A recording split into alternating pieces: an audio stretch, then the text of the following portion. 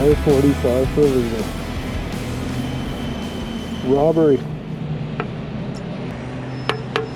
This might be the first time she gets filled.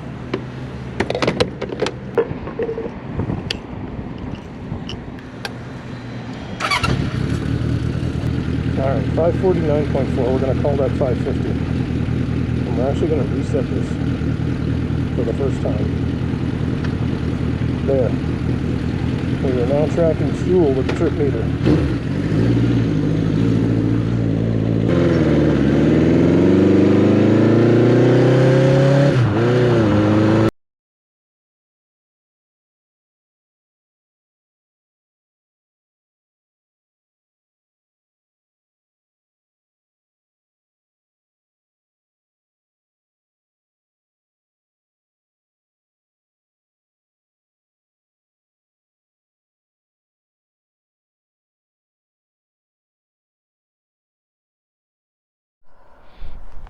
Well, I sure hope you enjoyed all that wind noise.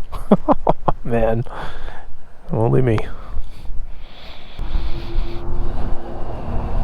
Right, we'll adjust the idle ever so slightly.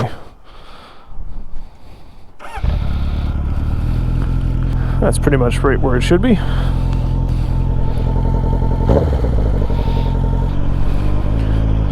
So yeah, as I was rambling on about earlier, speaking of idle, the idle just wasn't quite perfect every once in a while.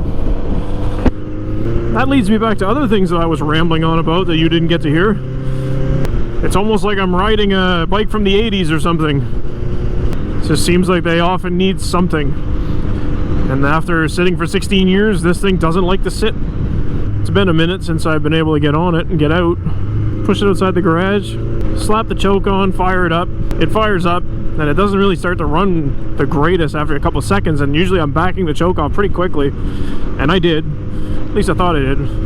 Turns out that the choke cable was kind of bound up and it wasn't releasing, and then I went and brought it back inside and looked, and the choke linkage itself was a little bound up, so I had to reach in and free that up. I'm not sure what it bound up on, but I didn't feel like sticking around to find out. I wanted to get out and ride.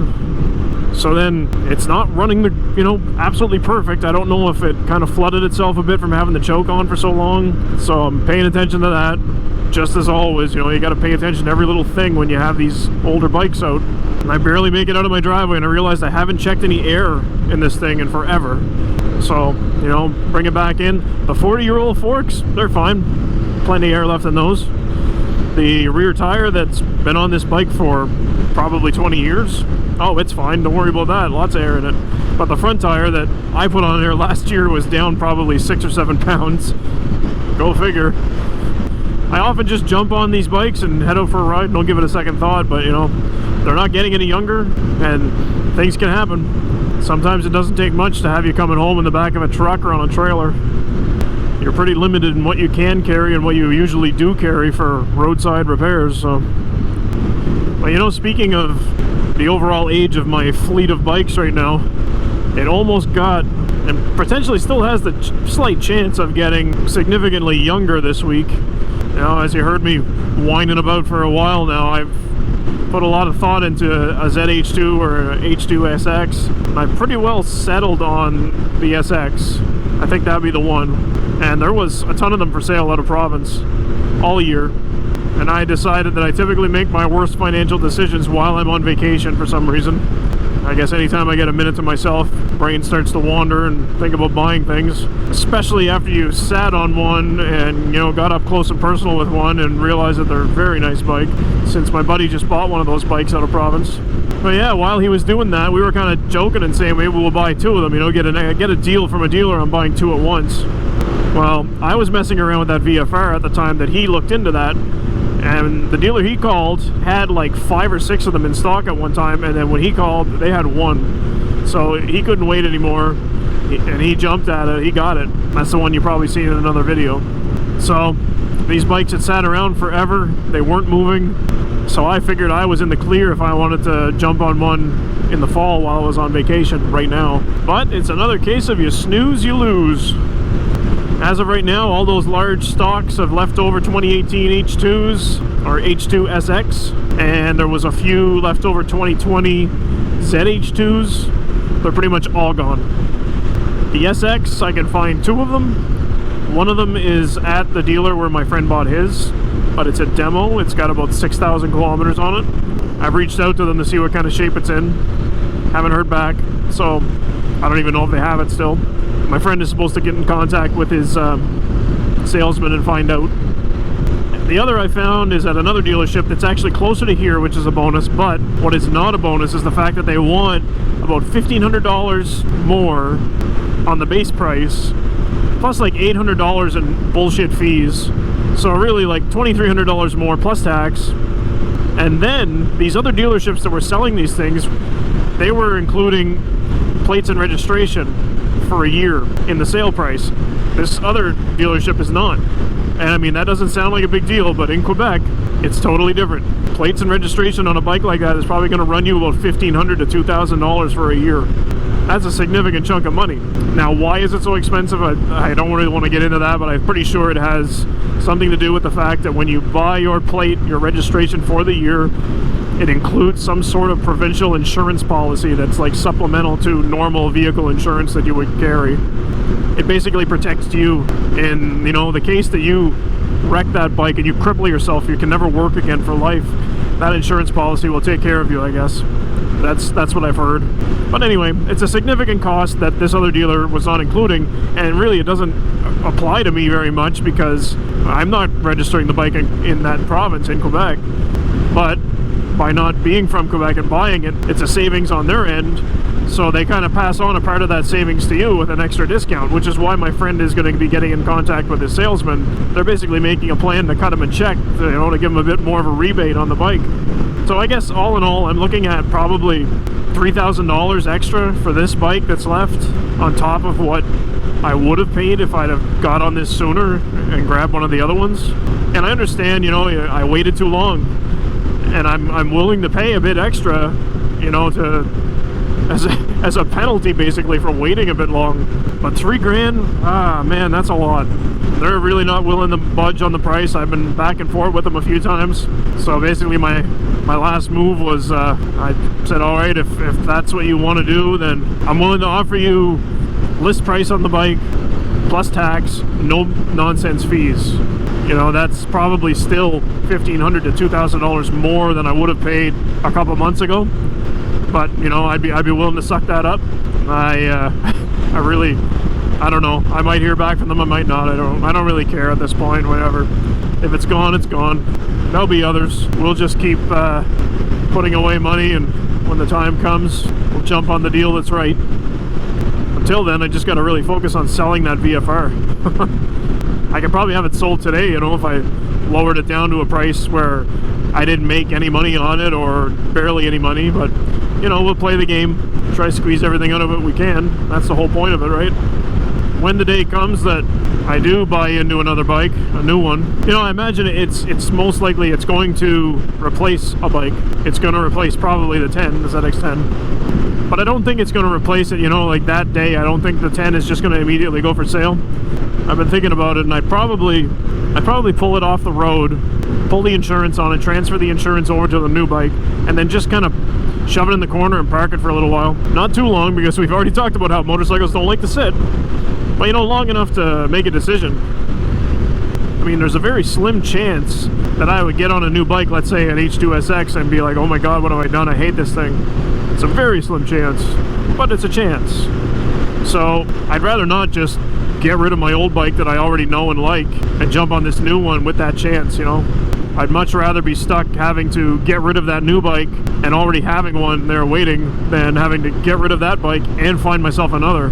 That would be annoying. So yeah, we give it some time. I'm sure it wouldn't be a matter of a couple of months and I'd be like, all right, 10, it's time for you to go. But man, this issue of bikes sitting around, it really starts to get to you after a while.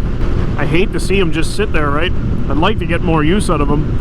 You know, a lot of our time is spent looking after the little one that we're taking care of, and I'm not complaining about that at all, because I mean, that's totally worthwhile. But I just hate to see those bikes not moving. Tracy hasn't ridden the 400 yet this year, but it's not going anywhere. I mean, that could change anytime. The dirt bike, I mean, I didn't use that thing very much to begin with. Now you add all this into it and it can sit quite a bit. I used to run it to work a lot. That was where it got most of its mileage. But now, when I take a bike to work, it tends to be this one.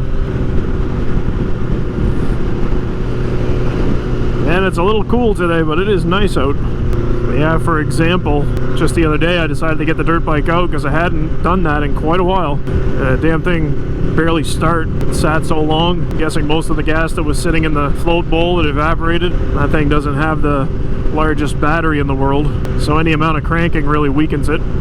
Had to get the charger out and give it a little boost before the battery died. Then it got going.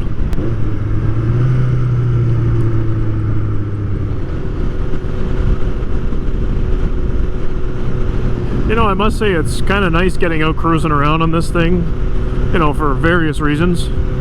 One of them obviously being, you know, it's a bit more comfortable than a sport bike. Well, you know, in a way. And another reason might be that right there. If that was a cop, there's so much less chance that I get in trouble with cops when I'm on this thing. Of course, my head is just filled with all these ideas about what the heck went on when I started this thing up. You know, was it just the choke sticking that caused it to run a little odd? Why is the idle creeping up a little bit? I know that that idle issue, that can be caused by lean running. Lean running can be caused by dirty jets again, and man, oh man, I don't want to have to clean these carbs again. They were as clean can be after they came out of the ultrasonic cleaner, but again, is there still crap coming out of this gas tank? I've cleaned the shit out of it, and I've sealed it twice. I even took the fuel sending unit out, sealed it, well, coated it so, you know, nothing else could rust and dump crap in here. I've done as much as I can to stop it from passing crap down in there, but who knows?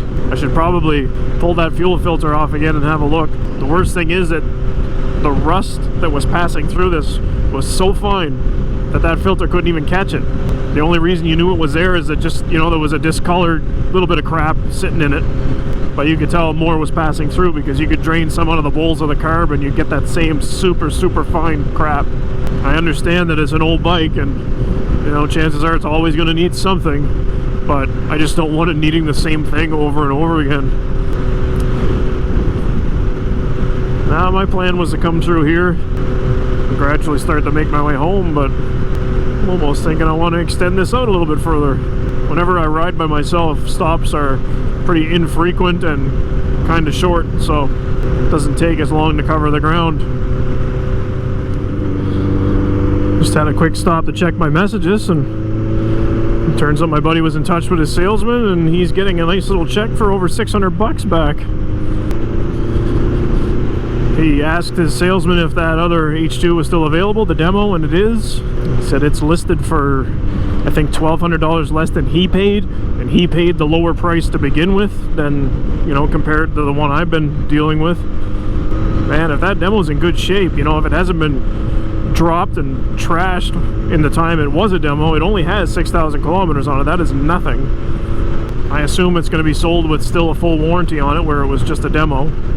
And one thing I'd have to check out is the tire situation. Has it had a set of tires put on it, or at least a rear tire, because I know that bike came with S21 Bridgestones on it, and after 6,000 kilometers it's going to need at least a rear tire. So yeah, listed at $1,200 less.